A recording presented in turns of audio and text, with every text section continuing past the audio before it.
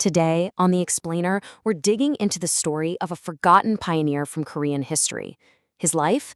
It's this incredible mix of brilliance, revolution, and ultimately real tragedy. Sometimes the biggest stories start with the smallest things. And this story, it all starts right here, with this, an old university diploma from 1891. It was lost for over 120 years, and finding it was like finding a key to a story that history had pretty much forgotten. So, this diploma belonged to the very first Korean to ever graduate from a U.S. university. Think about that, a total trailblazer. But for decades, almost no one knew his name. So, who was this guy? His name was Penn Su. And let me tell you, this guy was a scholar, a diplomat, a revolutionary, and an exile. His life story is it's like something out of a movie, filled with these amazing highs and just crushing lows. And this timeline right here, man, it just lays out the tragedy of it all so starkly. June 1891, he graduates. He achieves this incredible historic dream. And then look, October 1891, just 4 months later, he's gone. Right. So to really get who Penn Su was and what drove him to try and change the world, we got to go back and look at the world he was born into. Okay, so Penn Su was born into a social class called the Jung-in, which literally means middle people. Now, these weren't poor commoners. They were the experts, the interpreters, the doctors, the technical specialists. The country couldn't run without them, but because of the really strict class system back then, they were always blocked from getting the top jobs. There was a ceiling they just couldn't break through. But here's a really fascinating twist. His family, the Su clan, they hadn't always been Jung-in. They were originally Yangban, the top-tier aristocrats. But after a huge conflict called the Imjin War, the whole social order got shaken up. It shows you that social status wasn't set in stone. So his direct ancestors adapted, and they became this highly respected family of official interpreters. It's a perfect example of how families had to find new ways to thrive. So this background gave him a really unique upbringing. Yeah, his social class had its limits, but his home, it was basically a hub for new ideas.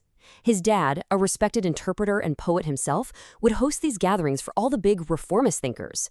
So as a kid, Penn Su's just soaking all this in, hearing all these radical ideas about how to modernize Korea. And he's meeting the key players who are going to try to make it happen, guys like Kim Ok-yoon. So, you can see how being surrounded by all these big ideas would light a fire under you, right? Well, Penn Su wasn't just a talker, he was a doer.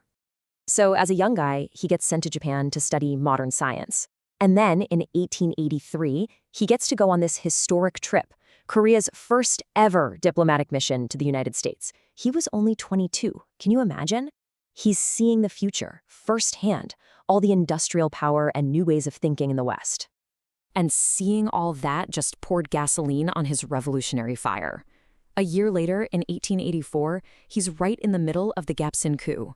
This was a super radical, all-or-nothing attempt to just reboot the entire country. But it was over in a flash. The whole thing was crushed in just 3 days.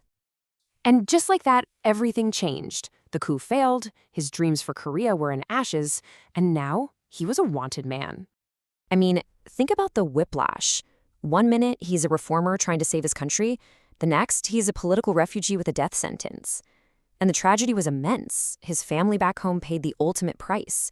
His wife and son were executed because of his involvement. It's just devastating. He manages to escape through Japan and eventually makes it to America. And what does he do? In this incredible act of sheer will, he enrolls in college. He basically decides, okay, if I can't fix my country with politics, I'll learn modern agriculture and help my people that way. Just unbelievable resilience. And he crushes it. He graduates with honors in 1891. He even gives a commencement speech. He gets a job with the U.S. Department of Agriculture. It really feels like he's starting over, like he's found a new path. But as we know, that new beginning didn't last long. He was only 30. Just 4 months after he graduated, he was back visiting his old campus when he was hit by a train at the station there. And that was it. And if that wasn't heartbreaking enough, get this. The hospital contacts the Korean government's office in D.C. to tell them he's died. Their response? He was a traitor. They wouldn't claim his body. They literally abandoned him even in death.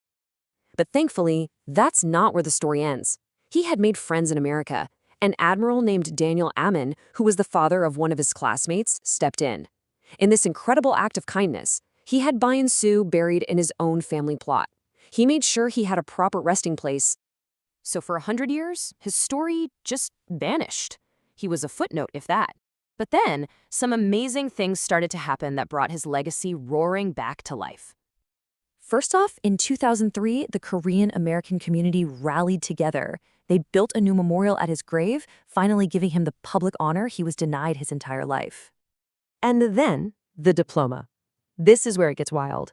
It turns out the descendants of the university's founder, a guy named Charles Calvert, had kept it safe this whole time, for generations. They eventually found it and gave it to Harold Byun, who isn't a direct descendant of Byun Su, but of his older brother. And then, in 2012, more than 120 years after it was first issued, that diploma was finally donated back to the University of Maryland. It's now in a room named just for him. So all of this leaves you with this one huge question, right? Just think, what if he had lived? What if this brilliant, determined guy had made it back home with all his knowledge? How could he have changed Korea's history during all the chaos that was coming? It's one of history's biggest what-ifs. And there's one last, really tragic thought to leave you with. Some historians wonder, was it really an accident, or could it have been an act of despair? The final act of a man who had lost literally everything, his family, his country, his cause. We'll probably never know for sure, but it just adds another layer to this incredible, heartbreaking story.